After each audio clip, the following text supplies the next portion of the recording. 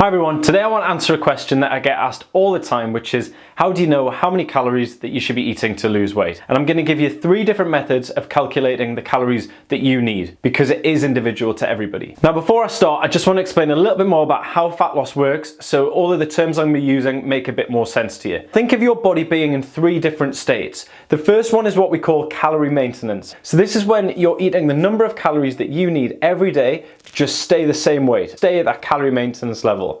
Now, if you eat less than this, you lose weight, and that's called a calorie deficit. If you eat more than this, you gain weight, and that's called a calorie surplus. Now, this is what we're going to focus on here, the calorie deficit, and they are 2 words that you need to really get your head around if you want to understand about losing weight. We know you need to be in a calorie deficit, but how big a deficit? You've probably done the diets where you've gone for too much of a deficit, you've gone starvation, it's miserable, you're hungry, you're tired, you've got no energy, and it doesn't last very long. But you need to be in enough of a deficit to make sure that you do lose weight, and that's about 300 to 500 calories below your maintenance. Now, before I get into explaining how to track your calories and work out how many you need, I do just want to say that not everybody needs to do this. Counting your calories and using an app to track all of your food is just one method of doing that. It's very effective, but it's very time consuming and a lot of people find it a bit of a pain in the arse. So if you don't need to do it, I'd advise you not to. It's because for most of you, eating more protein, eating more vegetables and drinking more water are going to help control your appetite. They're going to stop you overeating to the extent that you currently are. By doing that, most of you will put yourselves into a slight calorie deficit without even tracking calories. And if you can do that by eating the normal foods that you'd eat,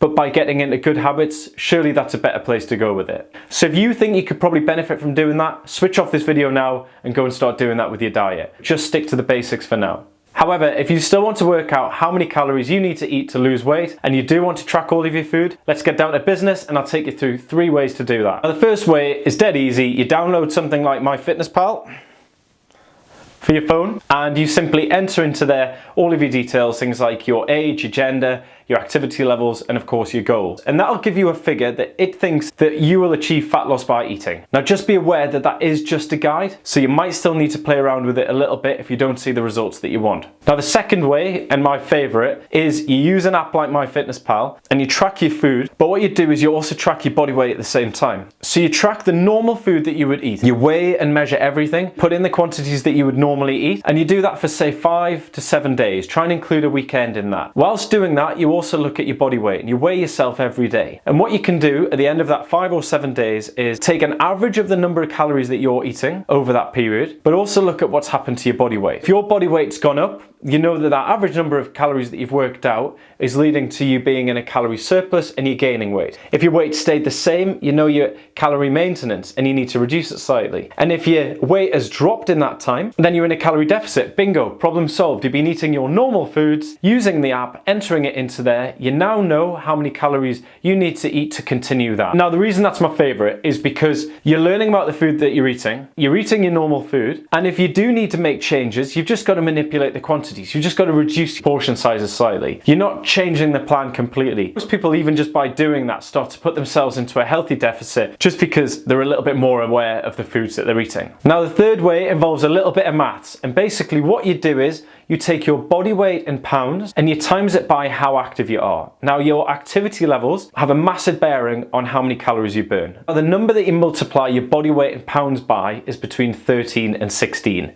If you're somebody that's not very active, you sit down all day, you don't train a huge amount, and you're a smaller individual, you probably want to times it by 13. If you're a bigger individual that is very active and trains a lot, you probably want to multiply it by 16. And the number that that is going to give you is your calorie maintenance. So that's the number of calories to keep your body weight the same based on your activity levels. In order to lose weight, you need to reduce that number by 300 to 500 calories and put yourself into a nice healthy calorie deficit. Now, whichever of these methods that you go for, it's really important that you're going to stick to this if you really want to see the results and for that number to mean anything. What most people do, and I bet you're guilty of this, is you pick a number You say, I'm going to eat 1400 calories every day to lose weight, and you track for a few days. By Wednesday lunchtime you lose interest, so you stop tracking on Wednesday afternoon. You then come back to it maybe Thursday. Friday lunchtime you stop tracking again, and you don't pick up the app again until Monday. And on Monday you measure yourself and you've gained weight, so your measurements have gone up. And you think, well, I knew 1400 calories was far too many. Nonsense. You've eaten way more than that. In actual fact, you don't know because you've not tracked. So if you're going to track, be consistent. Pick a number that is realistic for you, not just something that you can do when you're motivated on a Monday, something you can do all week and covers a weekend as well. So that number might be slightly higher, but surely it's better if it's a number that you can stick to. And then you can do that for a week or so, maybe 2 weeks, and then look at your progress. And if you've stuck to it honestly and you've still not seen the results you want, you can reduce it slightly. Not drastically, just slightly. But if you're going to get into the details of tracking calories and things like that, you need to be accurate with it. The other thing to stress is that you need to be accurate with entering the foods as well. You can't just be guessing quantities. Anything you consume, whether it's a food or a drink that contains calories, needs to go into that.